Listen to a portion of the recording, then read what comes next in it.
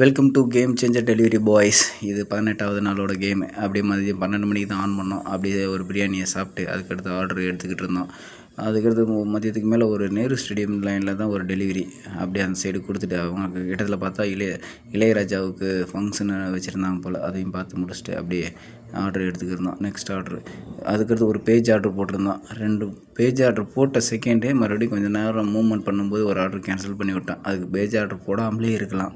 Page ஆர்டர்னால் 2 order போடுவாங்க எங்களுக்கு, அதில் 1 ஆர்டர் கேன்சல் பண்ணி விட்டான். அப்படி தான் பண்ணிக்கிட்டே இருப்பேன் இடையில.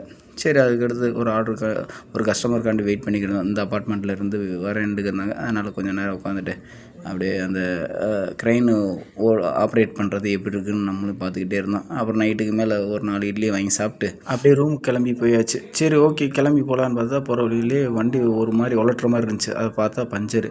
என் முந்தானத்து தான் போட்டிருந்தேன் 250 ரூபாய்க்கு, மறுபடியும் ஒரு பஞ்சருன்ட்டாங்க. ஏன்னா போட்ட பஞ்சரே வெளியே வந்துருச்சுன்ட்டாங்க. சரி, அந்த பஞ்சரை போட்டுட்டு அதுக்கடுத்து ரூமுக்கு கிளம்பியாச்சு. நேற்றோட இன்சென்டிவ் எவ்வளோன்னு ஏர்னிங்ஸ் எவ்வளோன்னு பார்த்தோம்னா 2612 ரூபாய் ஓட்டியிருந்தோம் டோட்டலாக.